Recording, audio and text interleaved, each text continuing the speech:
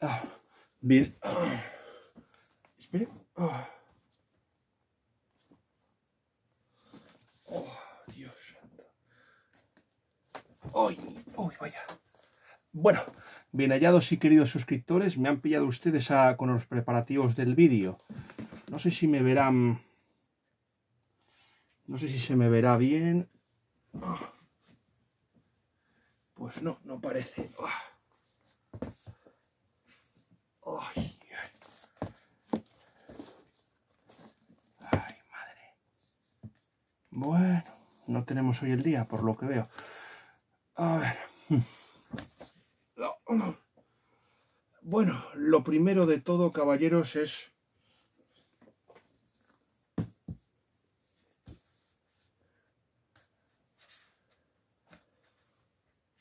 Uf, qué mal se sostiene Reverte. Bueno, vamos a ver. Bueno. Bien hallados y queridos suscriptores, ante todo vuelvo a pedirles otra vez perdón por lo de la luz, es lo que tiene. Se grababa mucho mejor en el despacho que tenían mojados, pero no se puede tener todo en esta vida, mis queridos suscriptores. Lo primero que se desea es dar las gracias a los nuevos suscriptores, entre ellas mi hermana Haunting Maggie, que también se ha unido al canal. Los otros suscriptores, los otros 3 suscriptores, no sé quiénes son, pero les agradezco enormemente que se hayan suscrito al canal, así que les digo lo que se les dice siempre. Por favor, suscríbanse, denle like, no se olviden de darle a la campanita para seguir recibiendo notificaciones de los libros de los vídeos acerca de libros que se suban a este canal, y también pues posteen comentarios interesantes y compártanlo con sus amigos para que también se unan a nosotros. Sí, en este caso ciertamente se podría, también desearía dar las gracias a que se diera, también me gustaría que se darle las gracias dar las gracias a todos por la excelente acogida que ha tenido nuestro último vídeo, donde nos mostrábamos críticos con Ken Follett y hablábamos ciertamente de algunas recomendaciones literarias de Juan Manuel de Prada según el placer de la lectura, y también comentábamos la película del Ángel Caído de William Holberg. Y recomendábamos El Imperio del Silencio, que aún no he encargado a Soraya y a María José porque esa novela todavía no ha salido, pero saldrá, así que yo se la recomiendo muy vivamente. Y bueno, y en esta ocasión vamos a leer un libro que, ya saben que los libros que no suelo leer libros que ciertamente se editan recientemente, mis lecturas suelen ser libros antiguos, pero en este caso sí que no he podido resistirme a la oportunidad, ciertamente, lo siento, Trumpi. No he podido resistirme a la ocasión de... no he podido resistirme a la ocasión ciertamente de... No se ha podido resistir la ocasión de, en este caso, escribir una reseña sobre... Perdón, subir al canal mi crítica sobre la última novela de Misión en París, que es la octava aventura del Capitán a la Triste, escrita por uno de los 2 escritores más relevantes, pero eso sí, no quiere decir que sea el mejor, que en este caso estamos hablando de Arturo Pérez Reverte, el famoso escritor murciano y que ustedes supongo que conocerán por su columna en Patente de Corso, y también porque, aparte de novelista, también fue corresponsal de guerra, ciertamente. Supongo que lo primero de todo es contarles cómo llegó el Capitán a la Triste a mi vida, o cómo se cruzaron nuestros destinos, el mío y el del Capitán a la Triste. Yo creo que si ustedes vieron mi vídeo, como he leído más de 3.000 libros, que se recomienda en mi canal Sinvergüenza 2.0, también me gustaría, por supuesto, recomendarles que se suscriban a este canal y también a ese canal, a Sinvergüenza 2.0, a tío Alberto Realm, y también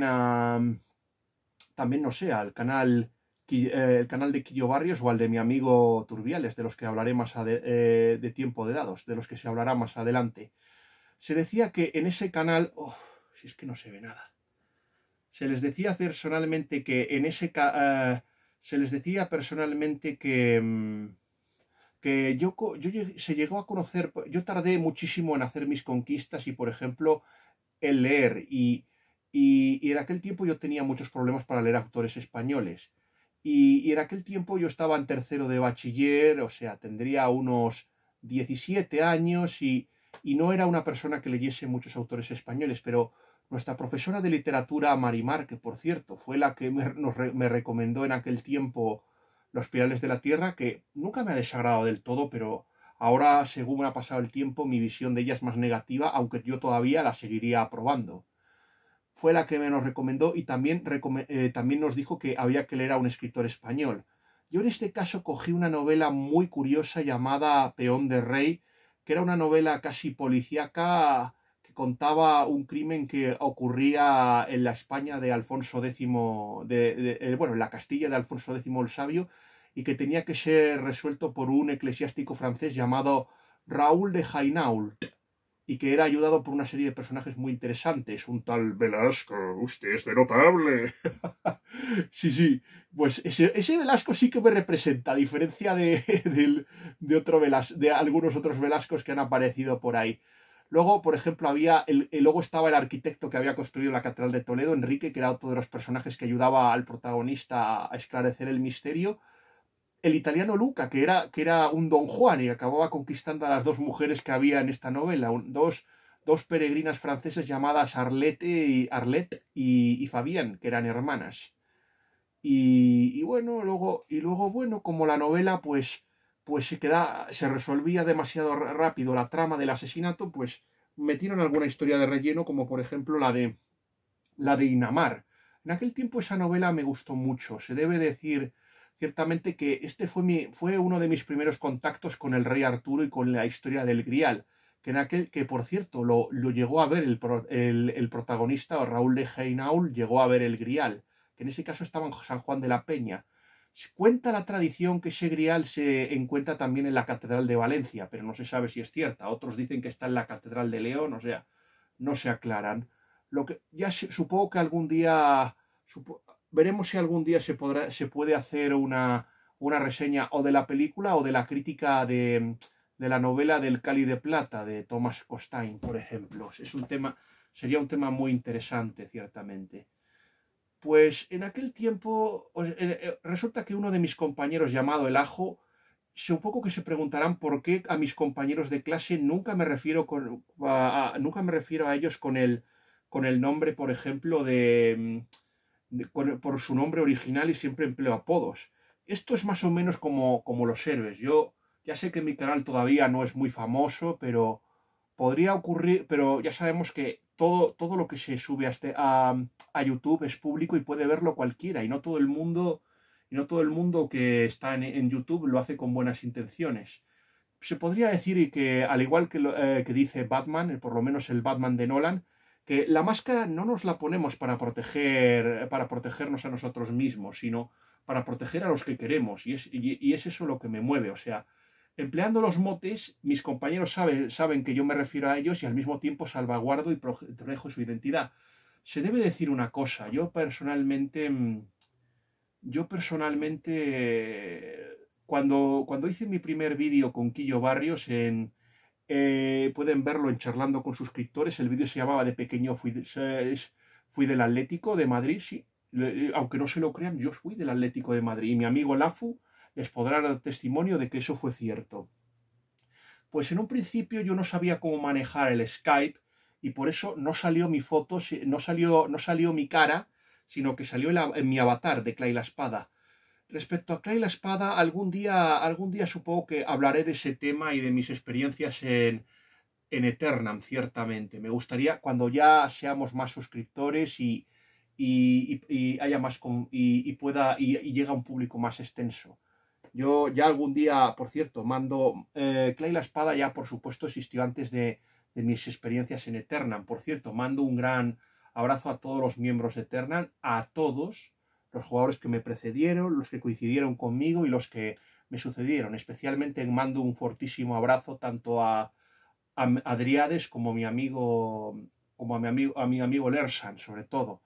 Mi amigo Cuniotani, Gedi Cosworth, Domino y yo estuvimos allí y a pesar de mi marcha deshonrosa de Eternam, fui muy feliz allí y aprendí muchísimo. Gran parte de la experiencia que conseguí en Eternam, por ejemplo, la reproduje en el canal de Tiempo de Dados para ayudar a mi amigo Turbiales en sus gameplays, especialmente el del Baldur Gate 2, que fue el que más me gustó y en el que más me volqué por contarles algo personalmente.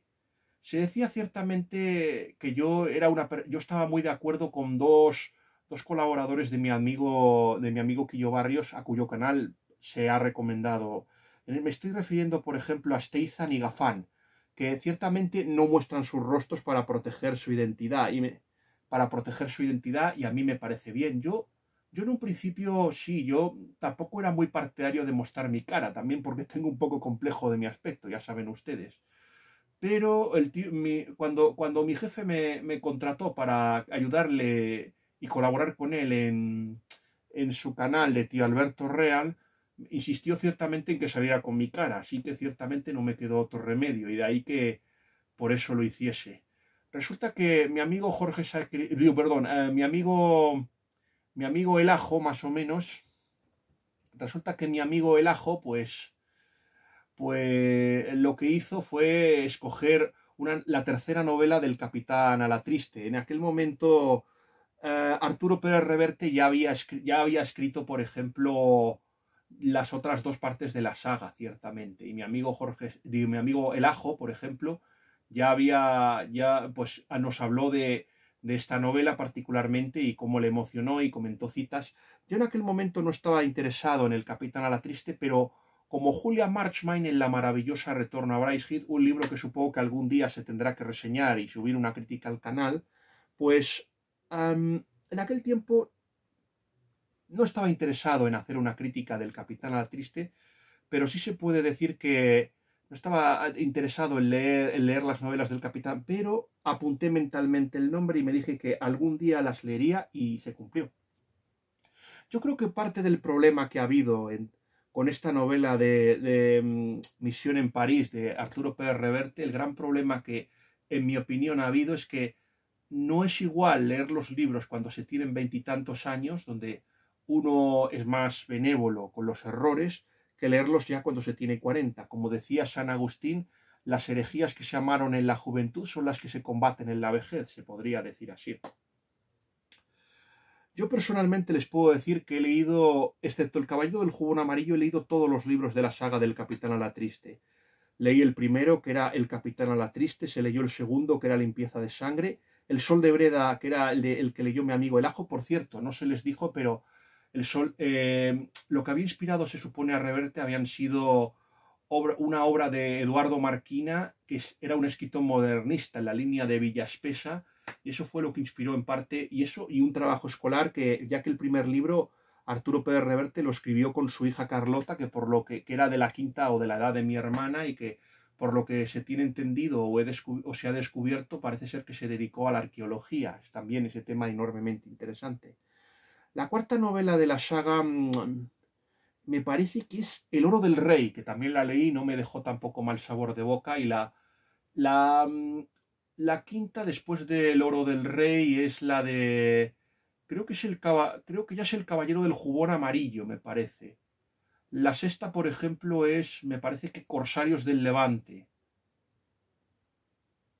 La séptima, que aquí es donde ya Reverte va a hacer algo que a mí no me gustó, pero a mí la novela sí que me gustó, pero no me gustó lo que hizo en la séptima novela, que es El Puente de los Asesinos. En El Puente de los Asesinos lo que hace, por ejemplo, es mandar a los personajes una misión imposible en la que sabemos que van a fracasar, ciertamente. A poco que usted sepa algo y conozca un poco la historia de España, usted sabe que esa misión está condenada al desastre, y eso es algo que, por ejemplo, a mí no me gustó. Y ahora tenemos esta octava novela, que es ciertamente Misión en París, escrita por Arturo Pérez Reverte, y que la ha escrito varias decenas de años más tarde de las anteriores. Y yo creo que eso, por desgracia, se debe decir que se ha notado mucho. Si quieren conocerme, yo antes de que se escribiese esta reseña, que ahora se está subiendo a este canal, se quiere decir a mis suscriptores ciertamente que el gran problema con Arturo Pérez... Se quiere decir personalmente que el gran problema con Arturo Pérez Reverte, por ejemplo, es que el gran problema con Arturo Pérez Reverte, por ejemplo, es que, vamos a ver, si yo tuviera que estuve hablando con un usuario llamado Javier, o sea, sí, con un usuario y seguramente un suscriptor de mi canal llamado Javier, que cuando subí el anuncio de que se iba a subir esta reseña y también la de mi amigo el profesor Manuel Alfonseca, un libro muy complejo y muy difícil llamado Azar y Necesidad, pero enormemente instructivo. Y sobre todo es un libro que si ustedes quieren ser más inteligentes, yo les recomiendo leer el libro en el que refuta a Monoz, que también se llama igual que el libro de Monoz, Azar y Necesidad. Se escribirá una crítica y también se subirá a este canal, y eso es lo que se les quiere decir.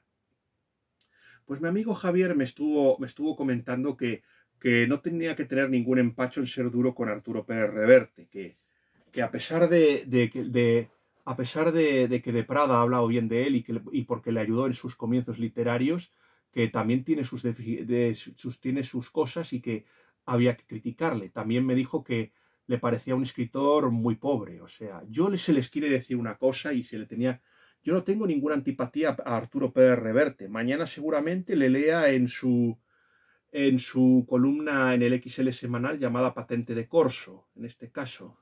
Es lo más probable que mañana se le lea su artículo igual que haré lo mismo con Juan Manuel de Prada y con su compañera la Carmen Posadas. Eso es lo que se les quiere personalmente decir a mis suscriptores. Yo no le tengo antipatía. Aquí se estuvo hablando que era pero mi compañero parece ser que no le tiene tanta simpatía. Dice que es un escritor muy para adolescentes y que ciertamente es muy pobre y que ciertamente el gran predicamento que tiene Arturo Pérez Reverte es porque sabe venderse muy bien aquí y en el extranjero. De hecho, Reverte es uno de los escritores más populares de fuera de España. El escritor vivo más popular dentro de España y tiene amistad, pues yo que sé, con gente como Luis Alberto de Cuenca, José Luis García, un montón de gente. Es lo que tiene. Hay algunos, por ejemplo, Coto Matamoros, en cambio, ya es más crítico con él y le ha acusado de ser masón. Y ciertamente en un vídeo que hizo, llegó a decir que Juan Manuel de Prada, y en eso estoy totalmente de acuerdo con él, le parece mucho mejor escritor que Arturo Pérez Reverte. Y yo se lo quiero decir bien claramente. No es que haya que comparar a Juan Manuel de Prada con Arturo Pérez Reverte. En primer lugar, yo no deseo aquí provocar un enfrentamiento. Los dos son amigos, se respetan pese a sus diferencias. Luego, pese a sus diferencias, y eso hay que respetarlo. Cada uno escoge los amigos que cree oportunos. Si solo nos juntáramos con la gente que pensara lo mismo que nosotros, la vida sería aburridísima. Precisamente, las cosas no son de blancos o negros, ni tampoco son la vida no es monolítica, no es tampoco racional. O sea, las cosas pasan y los hombres tenemos grandes contradicciones y en nosotros mora el bien y el mal al mismo tiempo. Y es de ahí que cada uno tenga De hecho, yo hay muchas cosas en las que estoy muy de acuerdo con Reverte. En mi opinión, ¿a qué grupo pertenecería? Si yo fuera crítico de literatura o tuviera que escribir una historia de la literatura, yo diría que Arturo Pérez Reverte, por ejemplo, es un escritor progresista, hijo del liberalismo del siglo XIX, de ahí su pasión por la ilustración, por el protestantismo. Él llegó a decir en un programa que nos llegamos a equivocar de Dios en Trento y que teníamos que no habernos convertido al protestantismo. En realidad y también ciertamente es un defensor de la Ilustración y de la Revolución Francesa, más o menos. Y él considera que es un gran admirador, por ejemplo, de los ilustrados. Rousseau, Voltaire, Diderot, D'Alembert. Me parece que les dedicó una novela llamada Algunos hombres buenos, que no he tenido la suerte de leer. O sea, la suerte o la desgracia, según se mire, porque yo profeso una ideología totalmente opuesta, se puede decir. Yo creo que en esto bebe mucho Arturo Pérez Reverte del liberalismo y todos esos escritores del siglo XIX que a mi modo de ver son totalmente endófobos, o sea, y gente que era muy crítica con su historia, incluso gente como a Antonio Cánovas del Castillo, del que ya se habló en mi crítica de La campana de Cuenca, se quiere decir. Yo podría decir que Arturo Pérez Reverte estaría mucho más cercano a la izquierda, pero sería una izquierda antimarxista, de tal forma, y estaría en una línea muy parecida al escritor En busca del unicornio, Juan Eslava Galán, ciertamente. Se podría decir que Arturo Pérez Reverte también bebe mucho también del grupo poético del 98, o sea, también un poco tiene esa visión de que Europa nos va a salvar y que ciertamente España es una anomalía dentro de Europa. Esa visión más o menos se puede ver en su obra. Y yo creo que estaría encuadrado en lo que es Juan Manuel de Prada brillantemente en su maravillosa novela Mil ojos esconde la noche, nos diría, nos diría nos diría que es la tercera España que Juan Manuel de Prada nos convencería de que no existe esa tercera España de la que se ha hablado. No existe la tercera España, pero es lo que a Reverte le gustaría ser. Le gustaría no estar ni en la línea, no ser ni estar en la línea del Frente Popular, ni estar en la línea del bando nacional. Le gustaría pues ser la tercera España. Yo creo que ciertamente más cercano a la izquierda, como el periodista Manuel Chávez Nogales, que yo creo que es uno de sus referentes.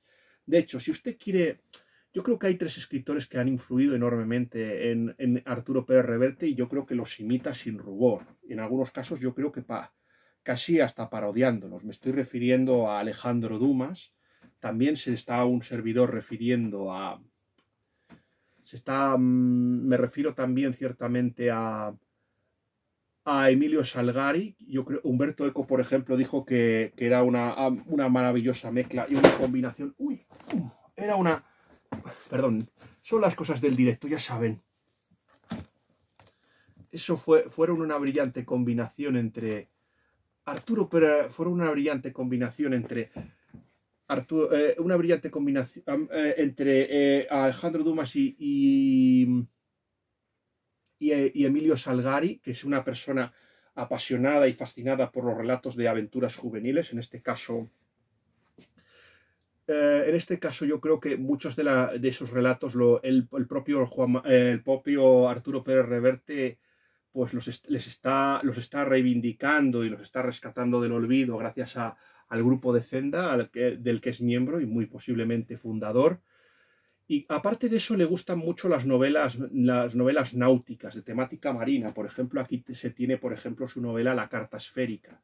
Yo personalmente quiero decirles que solo he leído las novelas del Capitán Alatriste y también la de Falco, de la que ya se hablará ciertamente porque esta novela yo creo que comparte uno de los defectos que tiene Falco, por ejemplo.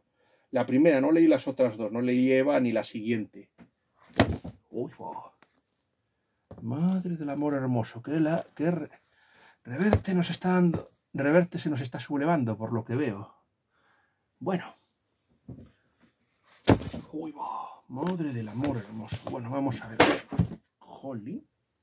Pierce, tío, no me des la guerra, tú también. Bueno, llegando a la conclusión de que bueno, después de esta accidentada, ¿cómo se diría?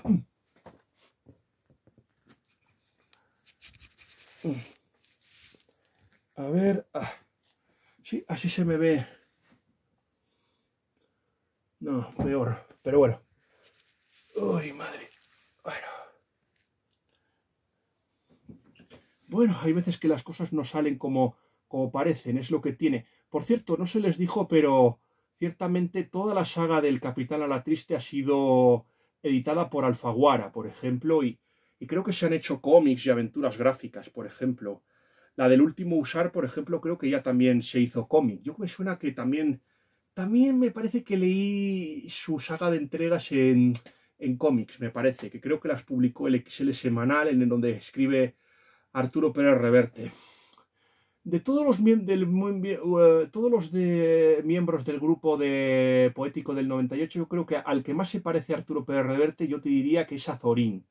Yo creo que también tiene algo de Azorín. Y no se dijo, pero el tercer escritor al que se parece Arturo Pérez Reverte es sin duda alguna Indro Montanelli. Yo creo que a pesar de que yo creo que son de ideologías distintas, porque Arturo Pérez Reverte para mí es un liberal progresista de izquierdas, aunque como siempre suele ocurrir, yo creo que al final Aunque hay crítica, aunque al igual que Miguel Servet, por ejemplo, que suscitó las mismas críticas tanto entre católicos como entre los hugonotes, finalmente los hugonotes fueron los que acabaron con Miguel de Servet. Pues aquí pasa un poco lo mismo, ciertamente, con Arturo Pérez Reverte, que Arturo Pérez Reverte suscita más fobias en la izquierda, paradójicamente porque tiene unos valores que serían imposibles de alcanzar para la izquierda, que en la derecha, donde ciertamente está mejor visto, a pesar de que también, a pesar de las posiciones anticlericales y críticas con la religión que este autor tiene, por ejemplo. Quizás ese sea uno de los temas en los que yo más difiera de Arturo Pérez Reverte. Y eso es lo que se le quiere decir. Por ejemplo, a mí la novela que más me gustó de la saga del Capitán Alatriste es la de Corsarios del Levante, que es la antepenúltima ya, porque la penúltima es la del Puente de los Asesinos. El Corsarios del Levante a mí me gustó porque ciertamente recoge las hazañas de, más o menos, trata de emular las hazañas de Alonso de Contreras y sus incursiones en el territorio otomano, ciertamente.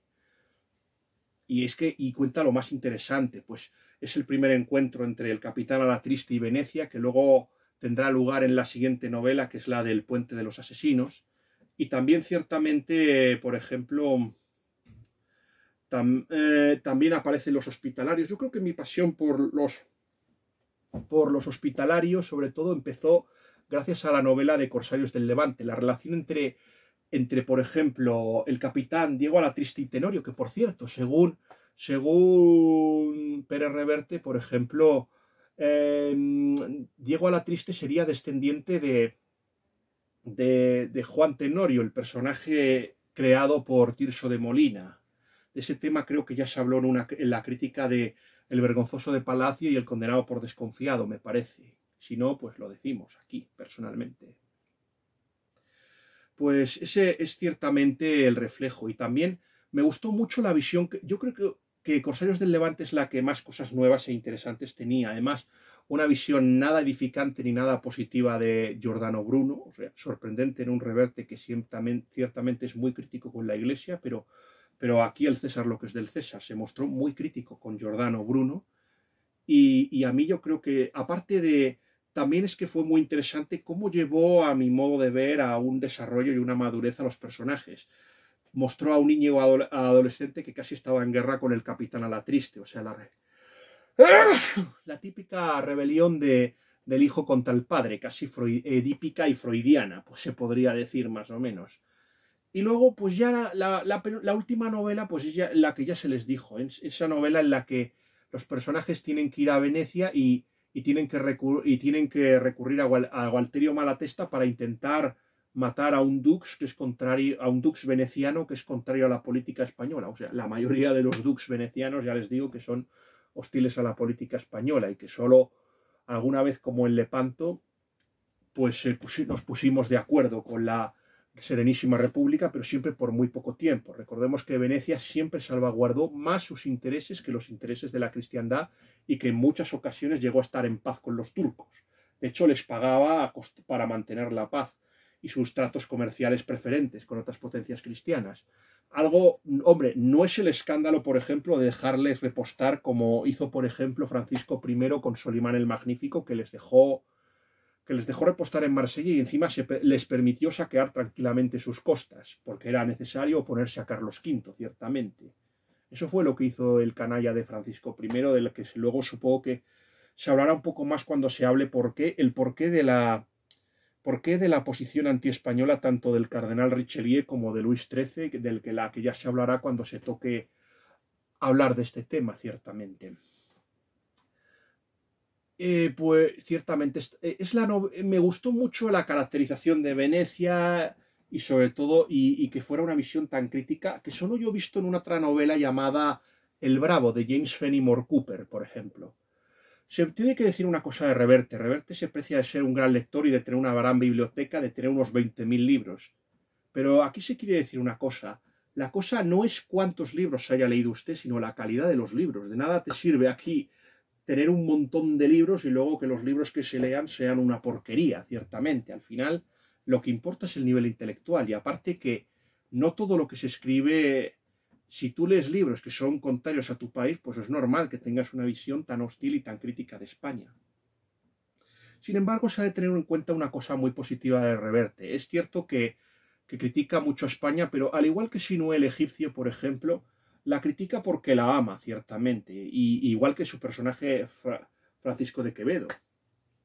Igual que Quevedo, se podría decir también que personalmente es eso lo que le mueve, o sea, critica a nuestro país porque lo ama y él considera que ciertamente la visión europea y modernizadora es más positiva para España que haber seguido el sino histórico que hemos seguido. Yo ya les he dicho que Reverte es más o menos, pero Reverte es un liberal de casi de finales del siglo XIX, o casi. Es que es un hombre muy decimonónico en este sentido, en mi opinión. Y bueno, yo creo que ya después de hecha esta presentación, creo que ya se puede tratar del tema de Misión en París. En esta novela... Ah, por cierto, hay una cosa que no se ha dicho. Hubo una adaptación cinematográfica llamada La Triste, que fue dirigida por el mexicano Agustín Díaz Llanes y que contó con varios actores, como por ejemplo estuvo Viggo Mortensen, que interpretando al capitán a La Triste cuando todavía Viggo Mortensen molaba, es decir, cuando no estaba ennoviado con Ariadna Gil y no se volvió un independentista catalán, o sea. Luego también estaba, por ejemplo, Unas Ugalde interpretando a Íñigo Balboa, estaba Javier Cámara interpretando al conde duque de Olivares, Blanca Portillo, Eduardo Noruega, que interpretaba a un Guadalmedina que va también a aparecer en esta novela, y Blanca Portillo, que interpretaba a Emilio Bocanegra, un Emilio Bocanegra que ha suscitado, por ejemplo, las iras de María Elvira Rocabarea, generalmente demostrando que personalmente la persona que verdaderamente existió y que ocupa el rol de Emilio Bocanegra, pues esa persona distaba mucho de ser el fanático que Reverte se ha inventado y que pinta, porque este eclesiástico es absolutamente falso, este Emilio Bocanegra, y obedece más bien a la vena inventiva y la visión peculiar que tiene de la historia de España y de la Iglesia Pérez Reverte que a la propia realidad.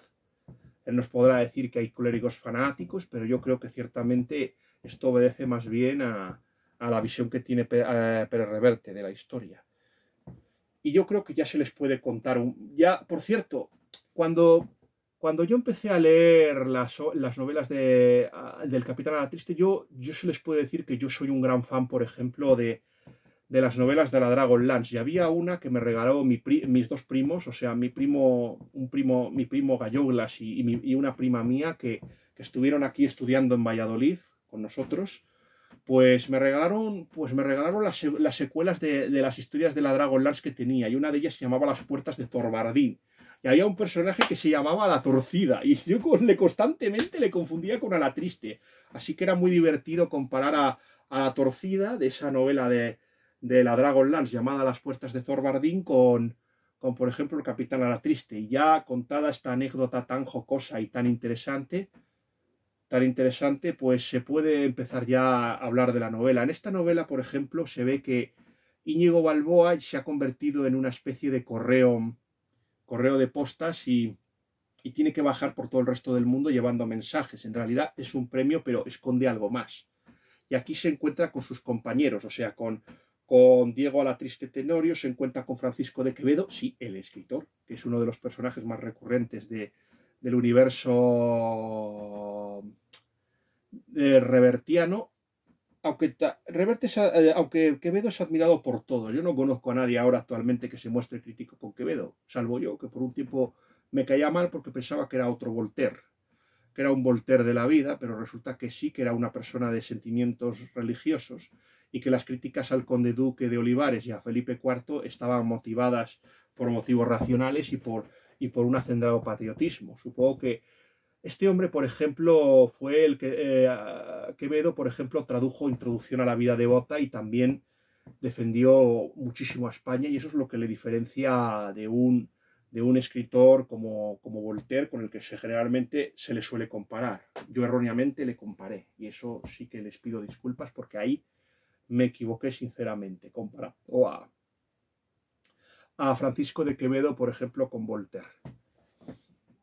Está Copons, un aragonés, por cierto, también está por ahí, en esta novela y aparece un personaje que no había aparecido antes, que es otro jaque, o sea, otro espadachín de estos, o valentón. Creo que la palabra es valentón, otro de estos versados en el arte de la guerra, o sea, otro espadachín, llamado Tronera. Este Tronera, pues, se parece bueno, va a ocupar aquí el papel que tenía el enemigo del Capitán Alatriste, que es Gualterio Malatesta. Va a ocupar el papel, pues, del asesino o de la persona que han enviado para realizar este cometido y esta misión especial, ciertamente, que se va a encomendar al Capitán Alatriste y a su grupo, ciertamente.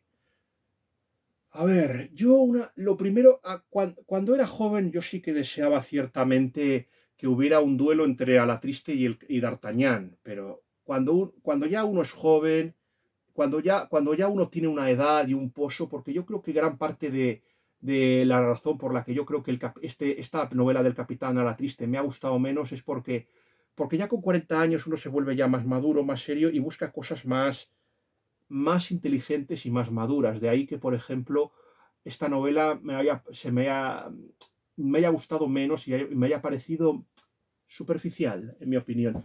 Superficial y demasiado pobre. Yo creo que se está igualando y yo creo que para abajo. Yo creo que es el fallo que yo creo que tiene. Vuelvo a repetir que no todo en esta novela es malo. Por ejemplo, la descripción de París, de sus barrios, de los diferentes gremios, eso está muy bien contado.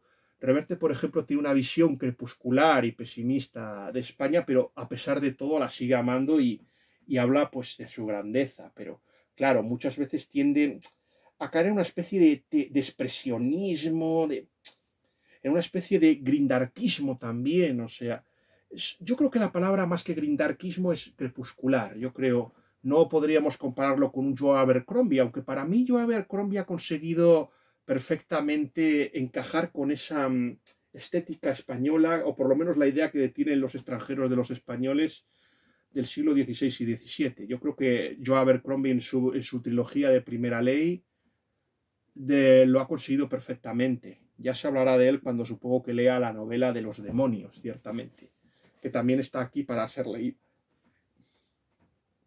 Por ejemplo, yo cuando parecía que estaba en París, yo no sé por qué me sonaba la música del Baldur's Gate 2 y lo tenía muy presente. Es que yo creo que también Reverte es alguien que, y esto es una ventaja que yo sí que le considero, es que es alguien que en el público joven, a pesar de que es una persona ya sesentona o setentona, yo creo que cuadra muy bien y ha encajado muy bien en el público juvenil. Y aparte que es que va a programas que, bueno, como por ejemplo El hormiguero de Pablo Motos o los programas de Jordi Wild, donde saben que va a tener un gran público y nadie le va a exigir absolutamente nada. Y eso me lo ha dicho mi amigo Javier y estoy muy de acuerdo también con él en ese tema, ciertamente. Eso también es enormemente sugestivo e interesante. Por ejemplo, yo ya les dije que este libro en realidad puede ejercer, más que como una novela histórica, en mi opinión, es un ejercicio metaliterario. Yo debo reconocerles que cuando leí también a Umberto Eco y la novela Baudolino, por ejemplo, a mí me pasó lo mismo. No me gustó que Umberto Eco pasase de escribir una novela histórica a luego cambiar las reglas de juego y convertirlo en un relato de fantasía. Pues aquí me ha pasado un poco igual.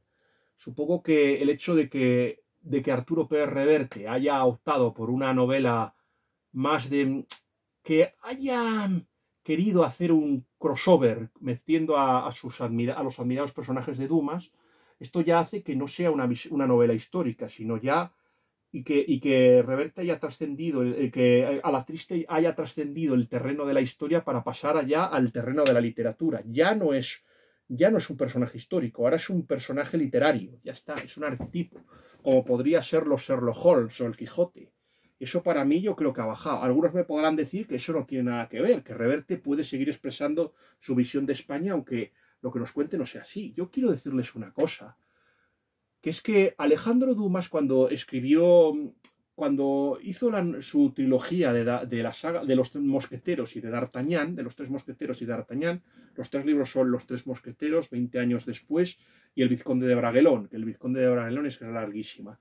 Lo primero que se tiene que tener en cuenta es que Para crear al personaje de D'Artagnan, que es histórico y existió de verdad, se basó en unas memorias absolutamente falsas que en realidad no escribió el propio D'Artagnan, sino Curlis de Sandras. Esto se tiene que tener en cuenta.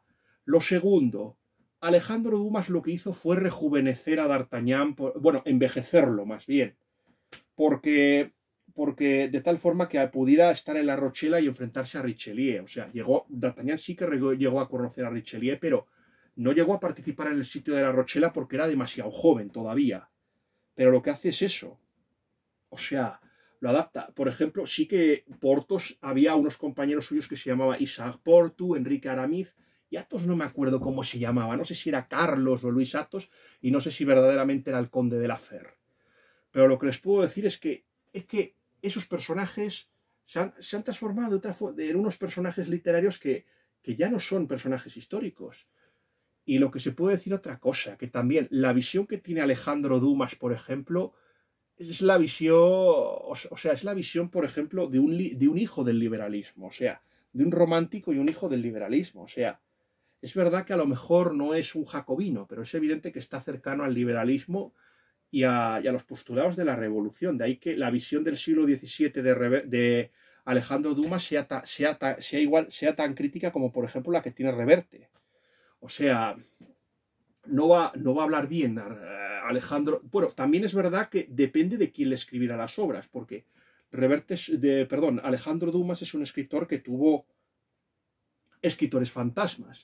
Por ejemplo, el escritor fantasma de la saga de los Tres Mosqueteros es Jules Maquet, presuntamente. Hay una película que reconoce que la autoría de los Tres Mosqueteros es obra tanto de Alejandro Dumas como Jules Maquet. Lo reconoce. Por ejemplo, mi padre, por ejemplo, escribió sobre ese tema en el tema de los fraudes, por ejemplo. Escribió eso, que trataba también fraudes y plagios, y consideró eso. O sea que sí, que no se sabe. El problema es que no se sabe cuántos, que dependiendo de quién sea el escritor, pues el escritor fantasma que ha contratado Dumas, pues el tema de, o sea, no es lo mismo, por ejemplo, la saga de los Tres Mosqueteros, por ejemplo, la trilogía de los Tres Mosqueteros, por ejemplo, que la tetralogía, por ejemplo, de las guerras de religión, por ejemplo, del collar, que por ejemplo, la reina Margot, por ejemplo, no es lo mismo. No es lo mismo, por ejemplo. Ahí hay una visión mucho más positiva de los protestantes que, por ejemplo, no la hay en la trilogía de los mosqueteros. Aún así, la visión de Dumas del siglo XVII no es positiva.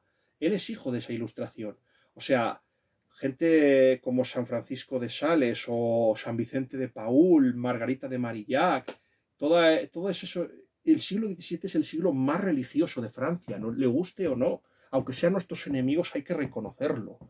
Que es la época de religiosidad. De hecho, es Richelieu el que introduce el Concilio de Trento, porque el muy católico rey Enrique IV, que es más falso que Judas, nunca quiso aplicar el Concilio de Trento y se convirtió solo para llegar al poder. Nunca fue un católico sincero, ciertamente, y si lo fue, simplemente fue para conservar el trono, y eso lo vieron bien claramente. De ese tema ya se hablará un pelín más tarde, el tema de Enrique IV, pero eso es lo que les quiero decir. Y de ahí que, por ejemplo, Alejandro Dumas cargue las tinturas más negras contra el cardenal Richelieu, y no hablemos del cardenal Mazarino. Lo del cardenal Mazarino prácticamente... Es verdad que a nosotros el cardenal Mazarino nos reventó, pero bien, y no solo en el asunto de la Valtelina, que esto, por cierto, donde está ahora, perdón, el asunto del Monferrato, de la guerra del Monferrato, que va a dedicarse a sabotear el triunfo español. O sea, cuando España estaba a punto ya de tomar Casale, llegó Mazarino para conseguir la paz y que España quedase mal parada en la guerra, como de hecho ocurrió. Ciertamente, ahí ese conflicto se comió a Gonzalo Fernández de Córdoba y a Ambrosio de Espínola. Este último ya apareció en El Sol de Breda y también va a hacer una aparición en esta novela, se les debe decir. Yo es que también me gusta llenar de contenido histórico los libros que se leen para todos mis suscriptores y para que conozcan un poco mejor de qué se está hablando y el tema. Eso es lo que se les quiere decir a ustedes, personalmente, mis queridos suscriptores. Y habíamos quedado en que ciertamente están muy bien descritas los gremios y todo esto, pero por ejemplo, ya el hecho de que ya coincida con los mosqueteros ya redujo mi interés un poco. Y luego, hombre, yo comprendo que el capitán Alatriste es un buscavidas, es un superviviente y que pertenece a una extracción social diferente de Athos. Pero es tan necesario que sea tan marrullero. Aparte, yo me explico una cosa. Yo comprendo que Treville esté en deuda con Guadalmedina porque el padre de Guadalmedina le salvó la vida cuando Alejandro Farnese invadió Francia para evitar que triunfase la Liga Protestante. Yo me pregunto, sabiendo, por mucho que sea tu amigo y que le haya salvado y que el padre del otro ¿merece la pena coger a unos extranjeros tan sospechosos como, por ejemplo, ya me estoy poniendo en la piel del otro? Vamos a ver. Treville puede tener una gran rivalidad. Por cierto, que el Treville dumasino no es el mismo que el Treville histórico, eso también debe decirse. Vivió bastante menos el Treville histórico que el dumasino. Y de hecho, Treville puede tener una animadversión personal con el cardenal Richelieu, pero es evidente que como él va a estar al servicio de Luis XIII y va a hacer lo mejor para Francia. No creo que vaya a recibir a gente que sea hostil contra su propio país. A mí una cosa que no me gusta es eso, en el duelo entre Athos y el capitán Alatriste, que reverte, que tire de la picaresca al capitán y recurra a un truco tan sucio, o sea, de tal forma que Athos quede un poco, en mi opinión, mejor parado.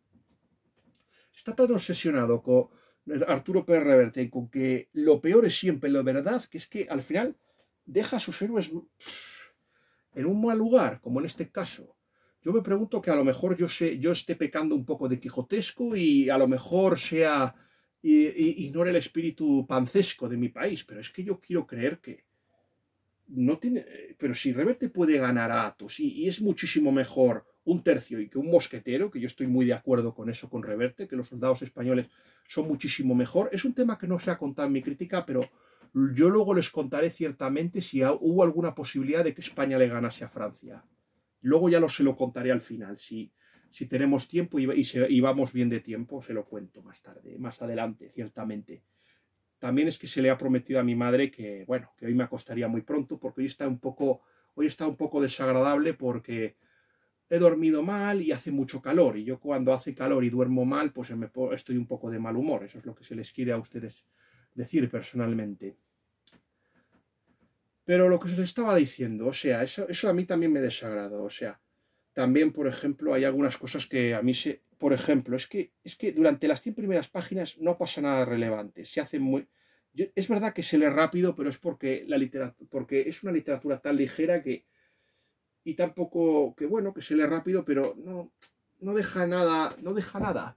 Pero también es verdad que hay flashbacks absurdos que no vienen a nadie, donde se explica, por ejemplo, los desencuentros entre Alatriste y Tronera que luego se van a resolver maravillosamente, o sea, sin ningún tipo de problema se van a resolver, eso es lo que se les quiere decir.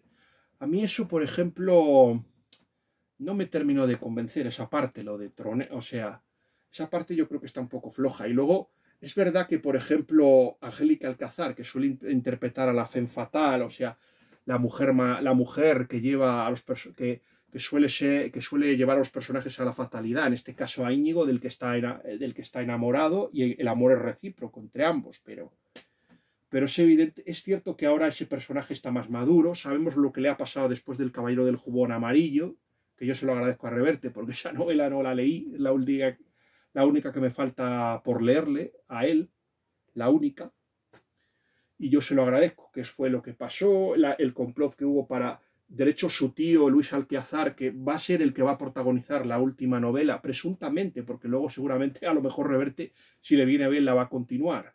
Por ejemplo, aún Reverte puede más o menos hablar y contar la historia puede hablar de la batalla de Nordlingen o puede contar lo de Rocroi, aunque ya lo de Rocroi, por ejemplo, ya lo contó Agustín Díaz Llanes en su película de Alatriste, por ejemplo. Pero puede contar esos hechos, o sea, yo no creo que se haya ningún problema personalmente y yo creo que la saga a lo mejor continúa después de la venganza de Alcázar, pero yo creo que supongo que el personaje lo introduce para ver lo que ha pasado y cómo se ha recuperado el Alcázar después de haber conspirado contra el rey y haber intentado matarle. Y cómo y otra vez nos vuelve otra vez a hablar de la corrupción española, otra vez, que a gente tan mala, la perdón, o sea, el dinero compre y allane voluntades y aquí todo el mundo, o sea, te he intentado matar, no pasa nada, aquí tienes dinero y aquí te lo perdonamos todo, o sea, yo creo que al final siempre hay un límite, pero claro, pero viendo cómo está el país, yo ahí entiendo un poco a Reverte, viendo cómo está el país yo comprendo que tengo una visión, pero yo muchas veces pienso que la visión que tiene Arturo Pérez Reverte de España se debe más a la España de ahora que a la de antes. A ver, que no dudo que la de antes también sea corrupta, que lo fue, o sea, aquí se vendían los cargos, las prebendas, y se vendía todo a cambio de dinero, eso estoy de acuerdo. Pero vamos a ver, cuando se está en tiempos de bonanza y de gloria, pues yo creo que la corrupción pues se nota menos o se presta menos interés en ella. Eso es lo que se les quiere personalmente decir a ustedes, o sea. Bueno, de todas formas, el romance a mí se me hizo un poco, a pesar de que sí que veo que el personaje ha madurado, el personaje de Angélica Alcázar, y que aquí ya no es una niña, sino que ya es una mujer, a mí es que se me hizo tedioso y pesado. Yo, por ejemplo, yo también pienso que las escenas de acción están muy mal hechas en toda la novela, y aparte que yo creo que Reverte desaprovecha tramas que serían muy interesantes, por ejemplo, como es el caso, por ejemplo, hay un momento en que Alatriste tiene que escoltar y proteger a Guadalmedina, un Guadalmedina al que, por ejemplo, apuñaló pensando que estaba protegiendo al rey, y resulta que era al revés, que era Guadalmedina el que estaba escoltando al rey, pero bueno, hubo un desencuentro y lo apuñaló. De hecho, voy a decirles una cosa.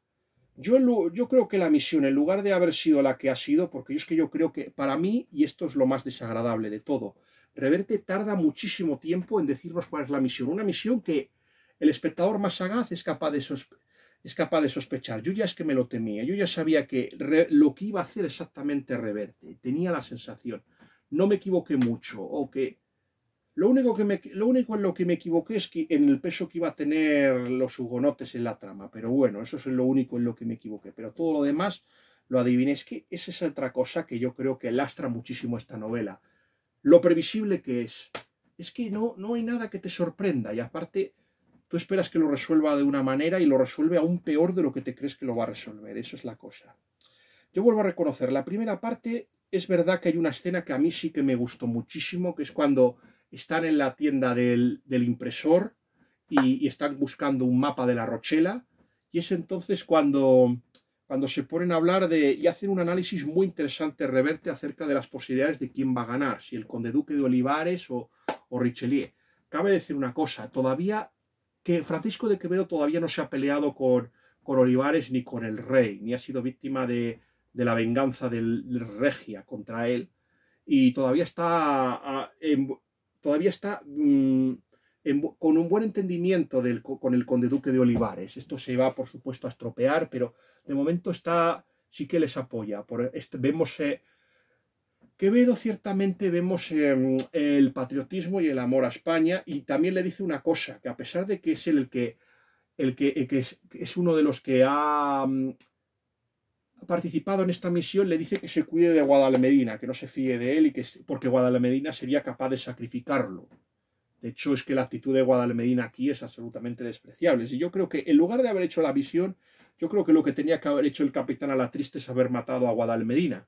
Pero eso es lo que pasa aquí, que no puedes hacer lo que quieras. Yo creo que seguramente hubiera disfrutado más del Capitán Alatriste si en lugar de ser una novela de histórica o un ejercicio metaliterario con la propia visión de Arturo Pérez Reverte de lo que es España, si hubiera sido una novela de fantasía inspirada en un hecho histórico, como por ejemplo hubiera sido esta novela que a mí me gusta tanto, por ejemplo, como es la de Luis McMaster Bujold, la de La maldición de Chalión, que tanto ha recomendado mi amigo el profesor Manuel Fonseca. Se compartirá con ustedes un maravilloso artículo en el que se habla de La maldición de Chalión. Yo se la recomiendo porque es enormemente interesante esa novela, que recrea un poco en clave fantástica pues el matrimonio de los reyes católicos y su lucha contra, por ejemplo, Santillana, contra el Marqués de Santillana y las guerras civiles contra la Beltraneja, o sea, lo que va a ser las guerras civiles de contra la Beltraneja. Por cierto, parece ser que la idea se la dio Patricia Zeuruede, una escritora, una novelista católica que por desgracia salvo una novela de la saga de Star Wars que tanto le gusta a mi hermana, Haunting Maggie. Parece ser que no se ha traducido nada más, pero es una escritora muy interesante. Yo la conozco mucho por Goodreads, ciertamente, y me consta que es una escritora muy interesante, Patricia Zeuruede. Yo ya la dejo caer y se lo recomiendo muy ciertamente. Pues a mí me hubiera gustado que hubiera ido por ahí, una línea Fresa Verhagen, o hubiera hecho como mi amigo, el profesor Manuel Alfonseca, con su saga de Retorno a la Colonia Tierra 9, por ejemplo. O me hubiera gustado que hubiera hecho eso. Más que por... pues, hombre, o que tuviera una trama un tanto balduriana, y eso es así. Es una trama un poco balduriana, o sea. A mí me hubiera gustado, o como ya se dijo, como la saga de Primera Ley de Abercrombie. Es que creo que hubiera ganado más si la novela fuera de fantasía. De hecho, a Arturo Pérez Revertes eso no le hace ascos. No lo dije tampoco en mi crítica, pero lo quiero decir. Yo ciertamente prefiero una novela donde los personajes se marcan tienen una misión. Esto, por ejemplo, lo ha dicho Brandon Sanderson. Los personajes tienen un objetivo. Llegan a conseguir ese objetivo y además, como premio, además consiguen algo mayor. Consiguen, yo qué sé, colapsar a un imperio corrupto, derribar a un gobernante corrupto o hacer no sé qué. A mí me gusta más eso que, por ejemplo, lo que hace Reverte. Mandarlos a una misión imposible, que sabemos que van a fallar. Una misión, por cierto, que es que hay un momento en que a Guadalmedina lo atacan unos bandidos, 3. Pues esto lo usa Reverte para demostrarnos lo buenísimo y la destreza que tiene a la Triste como espadachín. Pero desaprovecha una trama. ¿Por qué esos bandidos eran bandidos de verdad o eran hombres enviados por Richelieu para hacer fracasar el plan que tuvieran, yo qué sé, Guadalmedina, Quevedo y todos estos? Porque es que se ha desperdiciado una trama. ¿Por qué? Habría sido mucho más interesante que en lugar de matar a uno de los bandidos y que los otros ponerse en fuga, ¿por qué no haber aprovechado para interrogarlos, por ejemplo? Eso hubiera sido mucho más interesante, personalmente. Eso hubiera sido mucho más interesante que, por ejemplo, lo que hace Reverte. Otra parte que me decepcionó es que luego van de París a La Rochela y nada, ahí no ha pasado nada, no ha habido ningún desarrollo, nada. O sea, llegan ahí tranquilamente y los reciben personalmente. Yo sí que debo reconocer que las citas literarias, por ejemplo, están muy bien y los poemas, y por ejemplo, luego el enfrentamiento entre D'Artagnan y Íñigo Balboa, por ejemplo, el expósito el protegido del capitán a la Triste están muy bien hechos y muy bien resueltos, pero ya a partir de ahí yo creo que es un fracaso. Yo creo que la novela ya se empieza a ya la novela estaba yo para mí ya estaba ya suspendida, pero ya cuando me enteré de la misión y cuando ya supe ya lo que era, porque yo ya lo sospechaba, que tendría algo que ver con Luis XIII o con Richelieu. De hecho, hay un momento en que los personajes podrían haber tranquilamente ido y haberse cargado tanto a Richelieu como Luis XIII. Y por un casual van y no lo hacen. No lo hacen. No lo hacen. O sea, y no porque tengan una conciencia ni no sé qué. No quieren hacerlo, ya está. Supongo que porque no querrían que los matasen o yo qué sé. Supongo que Reverte nos dirá que es un hombre honorable y porque Reverte no quería... Pero seamos sinceros, no lo hace porque no puede, porque Reverte no puede, porque el Capitán a la Triste no puede hacer como, por ejemplo, hace Quentin Tarantino en la película esta de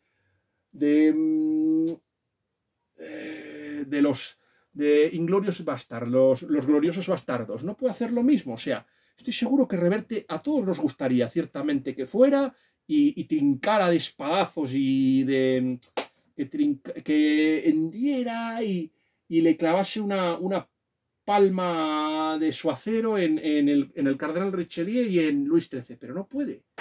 Reverte es preso de esto, es preso de la historia y no puede cambiar la historia, ciertamente.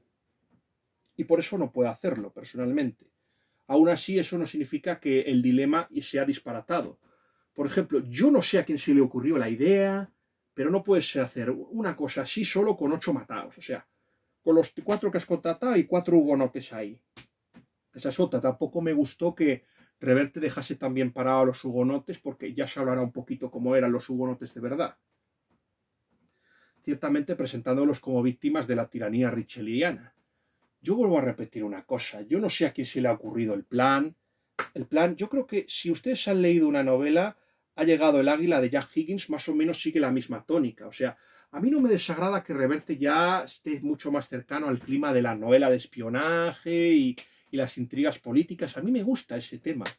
A mí me gusta. Si yo lo que más disfruté de la novela es eso, el enfrentamiento entre Richelieu y Olivares. De hecho, el propio Francisco de Quevedo, por ejemplo, es que ha llegado a hacer eso. Llegó a escribir un libro donde se metía en la cabeza del cardenal Richelieu para criticarlo y dejar bien a España y mal al cardenal Richelieu. Llegó a hacer eso, o sea, se metió en la mente. Esto lo sé por el escritor Iván Vélez, por ejemplo. Yo vuelvo a repetir una cosa. Primero, ¿a quién se le ocurre una idea tan chapucera y hacerlo con tan pocos medios? Hasta el propio Reverte se tiene que reír de sí mismo, porque es al que se le ha ocurrido la estupidez. Yo creo que ciertamente él tiene la idea de que España de que los políticos y los gobernantes son unos inútiles, que también es verdad, son unos inútiles, pero es que, corcho, ¿cómo se le ocurre esta idea? Y aparte es que yo me pregunto, hay un momento en que, y esto es otra cosa, ha dicho muchas veces Pérez Reverte que tanto Olivares como Richelieu eran fan de Tácito y lo leían, ya que no podían seguir las prácticas, por ejemplo, de Maquiavelo, que estaba prohibido. Eso no quiere decir que no tuviera discípulos como La Casa o Otero, por ejemplo. Pero más o menos la especie de maquiavelismo blando era la que representaba el tacitismo, que estaba encarnado por Álamo Barrientos y Diego Saavedra Fajardo, del que algún día, por ejemplo, se contará algo. Yo tengo por ahí para leer su Historia de los Godos y otros libros de Saavedra Fajardo, y ya hablaremos. Quise hablar de Diego Saavedra Fajardo porque Diego Saavedra Fajardo, a partir de una Historia de los Godos que escribió, pues llegó a la conclusión de que España tenía vínculos con Suecia, y a pesar de la diferencia de religiones llegó a pedir a España que hiciera una alianza con los suecos. Eso es lo que se les quiso decir el día que se hizo la crítica y que se subió el vídeo de Reinas Godas, pero ciertamente no se pudo hacer, así que aprovecho este vídeo para contar esta historia. Pero vamos a ver. Yo vuelvo a repetir una cosa. Yo no sé, Reverte, pero a mí una de las cosas que me ha desagradado en esta novela es que no solo es que lo que nos pide es imposible, es muy difícil de creer, es que es incluso hasta poco ético lo que propone. O sea, yo vuelvo a repetir una cosa. Vamos a ver, usted usted ciertamente ha criticado usted la guerra de Irak y le pareció muy mal que Estados Unidos entrara y se inventase lo de las armas de destrucción masiva. ¿Es legítimo atacar a un enemigo antes de que este enemigo esté preparado o haya hecho algo contra usted? Por ejemplo, Bilbo Bolsón no sabe que Gollum va a intentar matarle, pero todavía no lo ha hecho, y eso es lo que le contiene y evita que lo mate él antes, que el Bilbo lo mate. Y yo me pregunto esto, ¿por qué Reverte es así? Yo vuelvo a repetir, yo comprendo y esto es una cosa ya sabemos que Reverte es un anticlerical notorio y que muy posiblemente esté más cercano en las posiciones ideológicas al capitán Alatriste, que es un escéptico, que a, por ejemplo, Íñigo Balboa, que es más religioso. En este caso se puede decir que claro, es que a mí no me sorprende que lo que pone en boca de su personaje Íñigo Balboa, que este hombre sería capaz de perder su alma si esto fuese en beneficio de su patria, del rey o de Angélica. Vamos a ver, es muy fácil para una persona que no tiene fe ni ninguna creencia religiosa jugar con estas cosas. Al fin y al cabo, Reverte es un fan de Voltaire y este tipo de escritores y librepensadores franceses. En realidad serían deístas, o sea, anticlericales deístas, serían más o menos. Es muy fácil, pero yo vuelvo a repetir que si todos nos dejamos guiar, simplemente pasamos de la moral o de la ley natural y hacemos todo lo que a priori nos beneficia, pero sin tener en cuenta si es bueno o malo, pues al final llegamos a hacer llegamos a imitar a los países totalitarios que tanto despreciamos. Llegamos a parecernos a los revolucionarios franceses, especialmente al terror jacobino, nos llegamos a parecer a los comunistas rusos de la Revolución Rusa, nos llegamos a parecer a Benito Mussolini y a Adolf Hitler. Si usted lleva a cabo o al propio Adolfo Hitler, o sea, Gildemaro, al propio Hitlemaro, ciertamente. Si nos dejamos llevar, ciertamente, por lo que nos conviene, en lugar de por lo que está bien o por lo que está mal, pasa lo que pasa. Yo les digo una cosa, yo me pregunto si a lo mejor los personajes estuvieran más preocupados por salvar su alma, a lo mejor serían mucho más patriotas, serían mucho más leales al rey y mejores esposos. A lo mejor es eso lo que debería plantearse Arturo Pérez Reverte, en lugar de hacer lo que hace. Yo vuelvo a repetirlo, es que se juega mucho. Primero, vamos a imaginar, aunque saliese bien la operación, si sale mal es terrible, porque es que prácticamente abocas al enemigo a una guerra. A una guerra. ¿Tú de verdad crees, si esta persona tiene pensado hacer una guerra, si le atacas antes, al final lo vas a reafirmar en su posición? Va a pensar, como no lo haga, estoy en peligro y van a ir a por mí. Normal. Aparte de que ya me parece una infamia. Y es que, en parte, es que tiene razón Richelieu en esta novela. Podrá ser todo lo mefistofélico, lo fáustico, y podrá ser lo inmoral que queramos Richelieu, pero aquí le asiste el derecho. Aquí, ciertamente, ha sido atacado por... Sí, es verdad, son los españoles, pero si mi país hace algo que está mal, hay que criticarlo, y aquí no está bien. Que tome la medida de acabar preventiva, de acabar con un enemigo, cuando todavía el enemigo no ha hecho nada contra ti. Lo está pensando, ya está actuando de forma subterránea para sabotearte, pero todavía no lo ha hecho. Yo ciertamente, quiero recordar que ciertamente las posiciones de Richelieu en un principio parecía que no era un político tan antiespañol. De hecho, fue el partido español, los de Bot, quien auparon a Richelieu, cuando fue Luynes, que sí que era un político antiespañol y se las tuvo tiesas con Alberto de Habsburgo, o sea, el esposo de Isabel Clara Eugenia, y gobernador de los Países y gobernador en Flandes, pues se las tuvo tiesas con él. Pero Luynes, por ejemplo, de hecho ya habían tenido una guerra con los hugonotes en Alais y la habían ganado, por ejemplo, Luis XIII. Yo creo que Richelieu lo único que va a hacer es continuar la política de Luynes a pesar de haber contado con el apoyo y el patrocinio de María de Médicis, pero como Luis XIII, y aquí es que es lo que subestimamos, todo el mundo piensa que la deriva antiespañola y el odio que siente por los Habsburgo viene de él, que sí, puede venir de Richelieu, porque al final el programa de Richelieu es eso, de abatir el partido hugonote, someter a los grandes y sobre todo demostrar el poder de Francia frente a las naciones extranjeras, que al final nos va a llevar a la política de Luis XIV y que fue definida por Ernest Lavissée como la política del egoísmo nacional. Al final nos va a llevar todo a eso. Y que tampoco esa política tan amoral, tan nacionalista y tan lo primero es lo mío y lo demás fuera, pues al final llevó a Francia a que tuviera una hegemonía menos grande que España. Es verdad, quizás no una caída tan pronunciada, pero bueno, eso es lo que quiero decirles.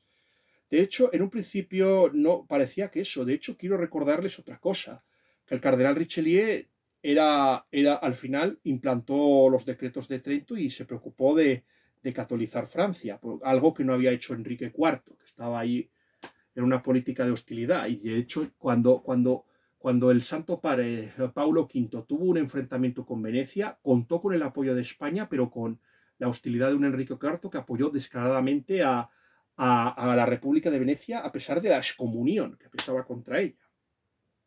O sea, ahora, a día de hoy, pues sería Enrique IV el bueno, pero ciertamente en aquella época donde el catolicismo el catolicismo encarnaba lo que hoy encarna la democracia y los derechos humanos, pues que ahora son nuestra nueva religión, bueno, que en realidad no creemos en nada, pero tenemos que buscarnos otros ídolos y sucedáneos de religiones para llenar el vacío que tenemos, ciertamente. Pues eso es lo que se hacía, ciertamente. El catolicismo lo era todo, y no nos damos cuenta de lo que suponía, por ejemplo, las guerras de religión. O sea, pactar con un hugonote era prácticamente perder tu alma, y perder el alma de una persona a la que quieres era lo más grave que podía ocurrir. De ahí que la lucha tan encarnizada entre católicos y protestantes, que aquí no lo podemos entender porque vivimos en un sistema posvesfaliano. De este tema supongo que ya se hablará cuando nos toque hablar, por ejemplo, de la novela de las bodas de Magdeburgo, de Gertrude von Lefort, personalmente. Vuelvo a repetir, que es que de verdad, qué legitimidad. Primero, esto ya lo ha hecho Reverte en 3 ocasiones. Lo hizo en el Puente de los Asesinos, donde ya vimos que tenía que matar al Dux y no lo consigue. Ahí más o menos Reverte lo capea un poco diciendo, no, Venecia no nos declaró la guerra, todo quedó reducido en un segundo plano, porque al final lo que pasó es que Venecia, al final pues estalló en la sucesión de Monferrato y lo de Venecia quedó eclipsado. Puede colar, pero aquí, ¿qué explicación le das a lo que pasa?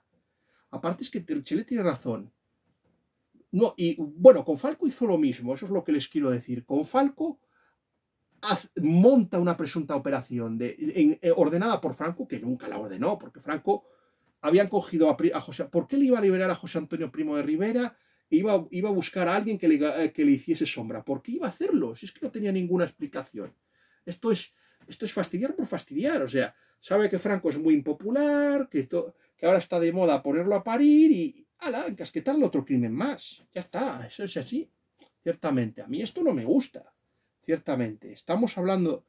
Yo creo que hay que ser lo más fiel a la historia que se pueda. Yo comprendo que al final uno fuerce un poco la historia para hacer un buen hijo, pero es que Reverte, macho, es que no la has forzado, la has eviscerado, le has hecho lo mismo que Jack el Destripador a las prostitutas a las que asaltaba, tío. Es que, ¿qué te has hecho, tío?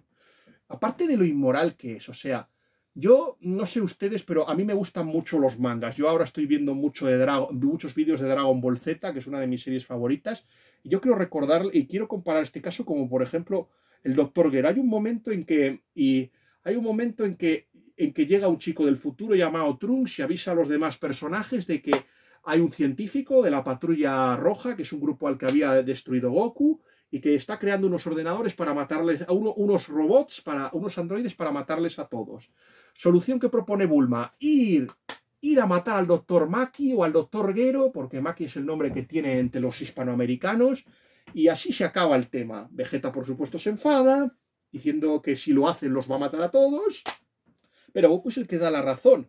¿Por qué matar al Dr. Gero cuando todavía no ha hecho nada? Es verdad que algunos pueden decir que Goku dijo esto porque estaba deseando luchar con los androides, pero yo creo que lo que primaba era la grandeza y la nobleza moral, una nobleza moral de la que carece Reverte personalmente en esta novela. O sea, igual, y hay otro caso que también podríamos poner, que es el caso ciertamente por ejemplo, una película que a mí y al profesor Manuel Fonseca nos encanta, como es El final de la cuenta atrás. Yo les recomiendo el maravilloso programa que hizo el profesor Manuel Fonseca con Juan Manuel de Prada a raíz de esa película, por ejemplo, donde estuvieron hablando de ciencia ficción, que estuvo extraordinario ese programa. Yo les invito a ver ese programa, si lo pudieron ver. Fue uno de los programas que más he disfrutado en toda mi vida, cuando Juan Manuel de Prada tenía el programa Lágrimas en la lluvia. Yo les invito personalmente a ver ese programa. Pues esa película que yo he visto en innumerables ocasiones y que muy posiblemente esté en mi lista de películas favoritas de los 80, creo que la voy a incluir. Pues en esa película, por ejemplo, hay una distorsión en el espacio-tiempo y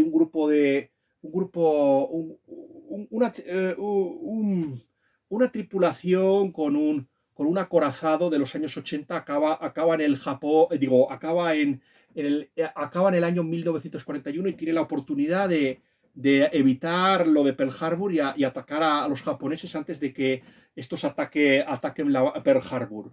Pero como esto podría cambiar la historia o provocar un desastre temporal, y aparte porque estaban deseando volver a casa, decidieron no hacerlo. Yo creo que también hubo algún tema moral y que al final Kirk Douglas toma la decisión correcta frente a Martin Sheen, que él personalmente estaba interesado en, por ejemplo, en atacar a los japoneses antes y cambiar el destino de la historia y mejorarlo.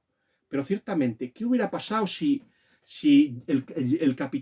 hubieran atacado a los japoneses y antes de que ellos, pues que la legitimación moral la tendrían los japoneses, tendrían perfectos motivos ciertamente para declarar la guerra a Estados Unidos.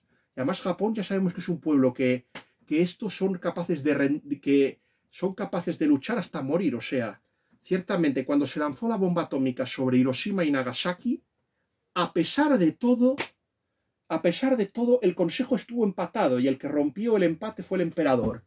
Al ver que los Estados Unidos tenían la bomba atómica, el emperador ordenó a su país que se rindiera y deshizo el empate, pero querían seguir luchando. Los japoneses iban a morir. Los militares estaban decididos a que su país muriese y muriese luchando contra Estados Unidos. Era no conocerlo. Si tú hubieras atacado, Japón te hubiera declarado la guerra y tú hubieras perdido el derecho moral a hacerles la guerra a ellos, porque tú habrías sido el agresor. Y eso es lo que pasa en esta novela, que los personajes de A la Triste son los que actúan mal y los que hacen algo que está mal. Es que quiero recordar que cuando planean el secuestro, el famoso secuestro de esta novela, matan a dos personas inocentes. O sea, no estamos hablando ciertamente de personajes que son disolutos, que uno podía pensar que Richelieu, que era un personaje que no era precisamente muy virtuoso. Pedro Fernández Barbadillo decía que era avaricioso, cruel y vengativo. Decía, a diferencia de nuestro Cisneros, que sí que le parecía muy virtuoso. De hecho, es uno de los grandes cardenales junto con Cisneros. Richelieu es uno de los grandes cardenales junto con Cisneros, Mazarino, Alberoni, que es otro cardenal que estuvo de nuestro lado y que estuvo a punto de llevar a España a recuperar su primacía y despertó tantos miedos que Inglaterra, Holanda, Francia, pues se aliaron para acabar ciertamente con Alberoni y conseguir su destitución, ciertamente. Y luego está Escóiquiz, que era mediocre y que era la parodia de todos estos, pero aún así este hombre, Escóiquiz, fue capaz de hacer una traducción de por ejemplo, el libro de Milton, El paraíso perdido. Fue capaz de hacer una traducción y muy interesante, y hay que reconocerlo, los méritos por muy mediocre que fue el personaje. Y ahí se debe decir. Yo vuelvo a repetir, a mí me entristece ciertamente que Pérez Reverte pueda sentir mucha más compasión, por ejemplo, pueda sentir más compasión por los 6.500 hugonotes a los que va a matar, por ejemplo, a los que Richelieu, una vez que haya tomado la ciudad, va a acabar con ellos igual. Yo no entiendo. O sea, yo es que el dilema moral, o sea, que lo han hecho presuntamente para evitar una matanza, ciertamente, es así. Pues a mí es que de verdad, o sea, al final al final todo lo que se ha hecho no ha servido para nada, o sea, y lo que iba a hacer, lo que al final, otra vez, lo único importante es al final correr mientras se pueda y escapar mientras se pueda. Al final es que queda un poco decepcionante y bueno, y el final, y es que nadie entendió la decisión que tomó el capitán A la Triste en esta decisión. Nadie lo entendió, ciertamente. Nadie ha entendido. Es que incluso el alcalde hugonote de La Rochela, Jean Guiton, cuando está ahí, le dice que han tenido al personaje tan importante y que podía haber cambiado la historia ahí. Cuando dice eso, le dice que si son tontos y por qué no lo hicieron. Pero si es que es normal. Es que es normal. Es que nadie entiende. Ya que por lo menos vas a hacer algo inmoral, que está mal y que sabes que esto va a provocar una guerra entre tus dos países, que aparte otra cosa. Si a esa persona la quitas de en medio, va a llegar otra igual. Porque es que el problema no es tanto ese gobernante en concreto, sino el rey Luis XIII. El rey Luis XIII era el que era hispanófobo. Es que siempre no tenemos, cada vez que pensamos en Richelieu, no tenemos en cuenta la importancia de Luis XIII.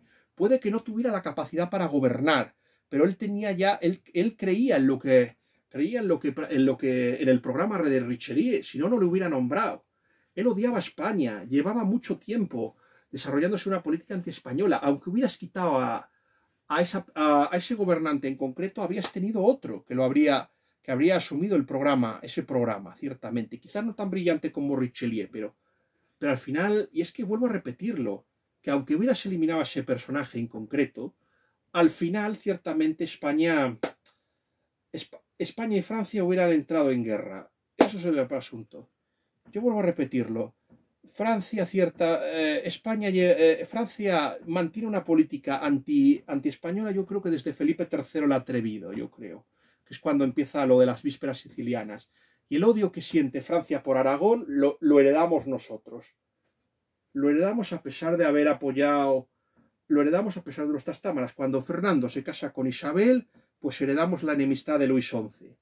Luego ya, pues eso, Carlos VIII, Luis XII, el monarca más anti-español, que es Francisco I, que es capaz de pactar con todos con tal de eliminar a Carlos I. Y luego, pues Enrique II, y luego, si Felipe II pudo ser el gobernante más poderoso, es porque Francia, gracias a las guerras de religión y a la muerte accidental de Enrique II, pues se convirtió en un estado fallido. Las guerras de religión para España fueron muy beneficiosas. Ahí puedo darle la razón a Reverte si quieres, pero vuelvo a repetir que al final no podemos buscar la gloria del enemigo a costa de la apostasía y la pérdida de almas, porque ciertamente el triunfo hugonote es malo para todos. Quizás sea bueno temporalmente para España, pero es malo para la cristiandad. Y yo creo, y eso es aquí la diferencia. ¿Cuál es la diferencia entre mirar las cosas desde un punto de vista nacional y desde un punto de vista cristiano? No siempre es lo mismo. Se puede practicar una política, por ejemplo, lo ideal hubiera sido que Francia y España hubieran colaborado para ciertamente hacer frente al peligro hugonote o a los protestantes, que era lo que quería, por ejemplo, el partido de Bot o el partido pro-español, que también España tenía, por ejemplo, partidarios en la corte francesa. La reina madre, María de Médicis, que al final acabó desterrada. El propio padre José, o sea, el François Tremblay, y esto les quiero decir, que por ejemplo escribió Saint-Mars, por ejemplo, y era el malo de Saint-Mars, por ejemplo, el padre José, por ejemplo, quería eso, quería que Richelieu no fuera enemigo de los Habsburgos, sino que colaborase con ellos para derrotar a los protestantes. Eso era lo que quería. La historia del mundo podría haber sido muy diferente si Francia hubiera, por ejemplo, si en la jornada de los discretos Richelieu hubiera caído y hubiera sido Marillac el que hubiera llevado una política. De hecho, Richelieu tuvo una suerte tremenda, pero indirectamente tuvo una suerte tremenda, o sea, es un hombre que al final optó por esa política que ya hemos hablado, esa política del egoísmo nacional de René Lavissée, y buscó la grandeza de Francia a cambio del hundimiento del resto de Europa. Y es así. Yo creo que lo más inmoral que hizo Richelieu fue sobornar a Gustavo Adolfo II para que entrase en la guerra de los 30 años ofreciéndole un cofre de dinero. Y el desastre que provocó, que al final el propio Richelieu se arrepintió y respiró aliviado cuando el propio Gustavo Adolfo murió en la batalla de Lutzen, peleando contra Wallenstein, a pesar de ganar la batalla. Eso yo creo que ahí Richelieu respiró porque se dio cuenta del peligro inmenso que había condenado al mundo católico, y de hecho nunca se recuperó. El norte de Alemania se perdió por culpa de esa decisión, y esa es responsabilidad del propio Richelieu, como más o menos lo consideró Hilaire Belloc, a pesar de que Hilaire Belloc es el amigo de G.K. Chesterton, es descaradamente pro-francés, y eso se debe decir personalmente. En cuanto, por supuesto, después de esta, Richelieu, la biografía de Richelieu también habla del duque de Buckingham, por ejemplo. También habla que también va a aparecer en esta novela y va a tener un papel. No les voy a decir qué papel tiene el duque de Buckingham, pero si ustedes han leído la saga no creo que les resulte muy difícil averiguarlo. Después de esto, pues ocurrió el fatal desastre que acabará. Buckingham estuvo a punto de triunfar y a punto de vencer a Richelieu, así como en Cádiz sufrió una derrota espantosa con los españoles. Por cierto, que hubo un momento en que Olivares pensó en pactar con los calvinistas. Esto, por ejemplo, lo dice Pemán, José María Pemán en su historia de España contada con sencillez. Tenía pensado pactar con la Inglaterra de Cromwell, cuando todavía estaba en la guerra civil con Carlos I.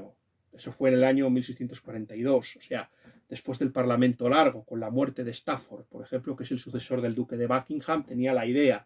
Pero finalmente el conde duque de Olivares no se llegó a un acuerdo y no pudo llegar a un pacto. Curiosamente, el que llegaría al final a un pacto sería el sucesor de Richelieu, el cardenal Mazarino, que era temible.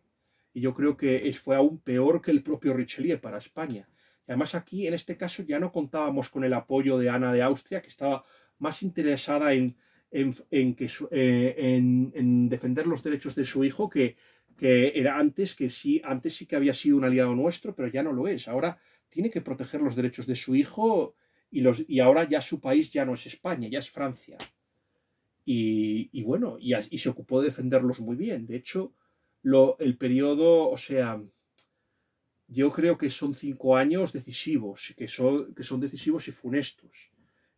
Lamentablemente la fronda empezó después, precisamente.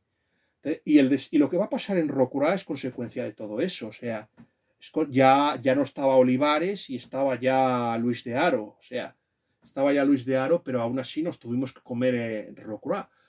¿Empieza la decadencia de España después de Rocroi? Pues según José Javier Esparza, no empieza ahí.